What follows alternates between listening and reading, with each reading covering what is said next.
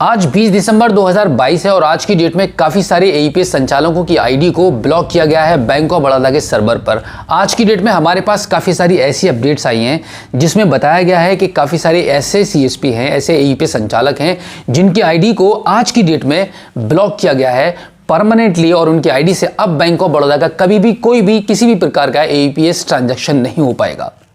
दोस्तों, मेरा नाम है बिलाल खान और आप देख रहे हैं स्मार्ट शॉप। अगर आप एक एईपीएस संचालक हैं या किसी भी बैंक के सीएसपी हैं, बैंक से जुड़कर आप काम कर रहे हैं, तो आपको जानकारी होगी कि आज की डेट में बैंक ऑफ बड़ौदा के एईपीएस ट्रांजैक्शन को लेकर काफ़ी इश्यूज चल रहे हैं, जिससे सभी एईपीएस संचालक या सभी सीएसपी काफ़ी ज़्यादा परेशान हो चुके हैं। अब तक जो सबसे ज़्यादा प्रॉब्लम्स को फेस कर रहे थे वो एईपीएस संचालक और सीएसपी संचालक थे, लेकिन अब इसके साथ में कस्टमर भी बहुत परेशान होने लगा है। ग्राहक को भी अब सबसे ज़्यादा असुविधा महसूस होने लगी है बैंक ऑफ बड़ौदा में अकाउंट ओपन कराने के बाद, क्योंकि कुछ छोटे मोटे लेन देन के लिए कोई भी कस्टमर बैंक तो नहीं जाना चाहेगा। तो इसलिए वो ग्राहक जिसको अपने आधार कार्ड के माध्यम से अपनी बैंक ऑफ बड़ौदा के खाते से छोटा मोटा लेन देन करना है, तो वो अपने नज़दीकी एईपीएस संचालक या सीएसपी सेंटर पर जाता है और वहां पर उसके पहुंचने के बाद उसका काम होता ही नहीं है। तो अब सबसे ज्यादा बैंक ऑफ बड़ौदा का ग्राहक भी काफी ज्यादा परेशान हो चुका है, ऊब चुका है। अब तक ये भी अपडेट्स हमारे पास आ चुकी हैं कि काफी ज्यादा ग्राहकों ने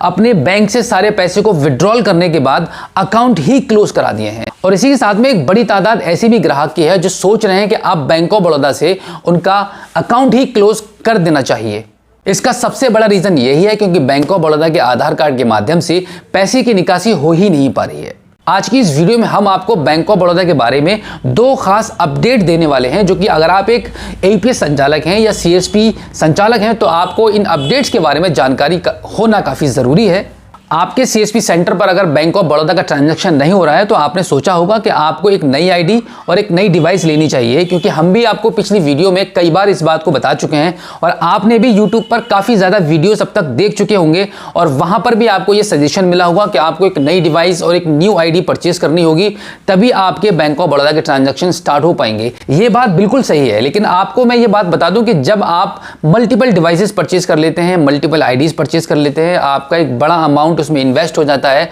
और कुछ दिन काम होता है और आईडी आपकी बंद हो जाती है। तो मैं आज आपको डिवाइस के बारे में एक छोटी सी जानकारी देने वाला हूं और हमारी पहली अपडेट डिवाइस से रिलेटेड है। जैसे कि मैं आपको बता दूं कि आपके सेंटर पर अभी बैंक ऑफ बड़ौदा के ट्रांजैक्शन हो रहे हैं और अचानक से ही अगले दिन जब आप अपने सेंटर को ओपन करते हैं और जब पहला ट्रांजैक्शन करते हैं तो पहले ट्रांजैक्शन पर ही आपका सस्पेक्टेड फ्रॉड का एरर आ जाता है और आपको लगता है कि अब ये डिवाइस और आईडी भी आपकी ब्लॉक हो चुकी है। तो यहां पर मैं आपको जानकारी दे दूं कि डिवाइस बाद में ब्लॉक होती है, सबसे पहले आपकी सीएसपी आईडी बैंक के सर्वर पर ब्लॉक की जाती है कि आपका आधार कार्ड और पैन कार्ड को बैंक ऑफ बड़ौदा अपने सर्वर पर ब्लॉक कर देता है। उसके बाद में आपकी डिवाइस ब्लॉक होती है और डिवाइस इतनी जल्दी ब्लॉक नहीं होती है, डिवाइस को ब्लॉक होने में काफी वक्त लगता है। तो इसके लिए मैं आपको बता दूं कि अगर आपके सेंटर पर बैंक ऑफ बड़ौदा के ट्रांजैक्शन बंद हो गए हैं तो आपको आनन फानन में बिल्कुल भी जल्दबाजी में डिवाइस परचेज नहीं करनी है। आप अपनी आईडी को चेंज करके देखिएगा, न्यू आईडी आप परचेज कीजिए। न्यू आईडी परचेज करने के बाद अपनी पुरानी डिवाइस जिसके थ्रू आप इससे पहले बैंक ऑफ बड़ौदा के ट्रांजैक्शन कर रहे थे,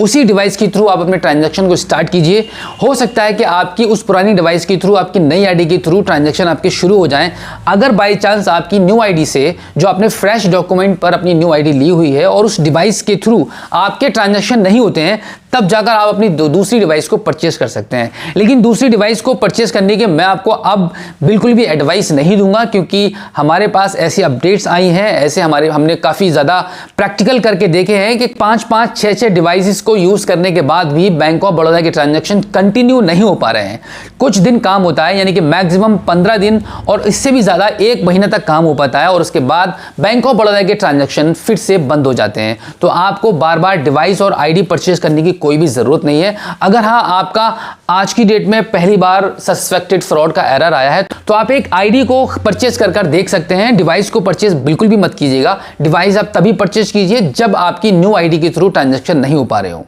अब हम बढ़ते हैं अपनी दूसरी अपडेट की तरफ और वो ये है कि बैंक ऑफ बड़ौदा के एईपीएस ट्रांजैक्शन को करने के लिए आपको एक चीज ध्यान रखनी होगी, कुछ चीज़ें प्रैक्टिकल करने से हमें पता चलती हैं, हमारे पास अपडेट आती है, हमारे पास जानकारी आती है, उसके बाद ही हम आपको शेयर करते हैं। विदाउट प्रैक्टिकल कोई भी डिटेल्स, कोई भी अपडेट हम आप तक नहीं पहुंचाते हैं। तो प्रैक्टिकल करने के दौरान, प्रैक्टिकल करने के बाद ही कुछ चीज़ें ऐसी निकलकर सामने आई हैं जिनको करने से या जिनसे बचने से आपके ट्रांजैक्शन कंटिन्यू रहने के चांसेस बढ़ जाते हैं। तो दूसरी अपडेट की तरफ हम बढ़ते हैं, और दूसरी अपडेट यह है कि जब भी आप अपने किसी भी ग्राहक का पैसे को विड्रॉल करने जा रहे होते हैं, यानी कि बैंक ऑफ बड़ौदा के कस्टमर का जब आप पैसा विड्रॉल कर रहे होते हैं आधार कार्ड के माध्यम से, उससे पहले, फिंगर को लगाने से पहले आप अपने ग्राहक से ये जरूर पूछिएगा कि आज की डेट में उसने कहीं फिंगर तो नहीं लगाई है। अगर ग्राहक ने सेम डे में कहीं पर भी बैलेंस जानकारी करने के लिए या पैसे को विड्रॉल करने के लिए जहां पर किसी भी सेंटर पर सस्पेक्टेड फ्रॉड का एरर आया होगा, तो उस सीएसपी संचालक ने उसको मना कर दिया होगा, उसके बाद वो कस्टमर आपके पास आया है। ऐसा होता है क्योंकि पैसा तो कहीं विड्रॉल हो ही नहीं पा रहा है, तो ग्राहक एक दिन के अंदर 5 सीएसपी सेंटर पर जाकर चक्कर लगाता है। तो ये भी एक सबसे बड़ा रीजन है सस्पेक्टेड फ्रॉड के आने का, क्योंकि एक कस्टमर जब बार बार फिंगर लगाएगा तो कहीं ना कहीं उसका सस्पेक्टेड फ्रॉड का एरर आता ही चला जाएगा। अगर एक ग्राहक के फिंगर से आपके सेंटर पर काम होते होते सस्पेक्टेड फ्रॉड का एरर आ जाता है तो आपका इसमें बहुत बड़ा नुकसान है, क्योंकि ग्राहक का तो विड्रॉल हो ही नहीं पा रहा है, लेकिन आपका विड्रॉल कंटिन्यू था, आप अपने ग्राहक को सुविधा दे रहे थे बैंक ऑफ बड़ौदा की, लेकिन एक ऐसे कस्टमर की वजह से आपका काम होना बंद हो जाता है जो कई बार एक ही दिन के अंदर कई और दूसरे सीएसपी पर जाकर अपनी फिंगर को लगा चुका है।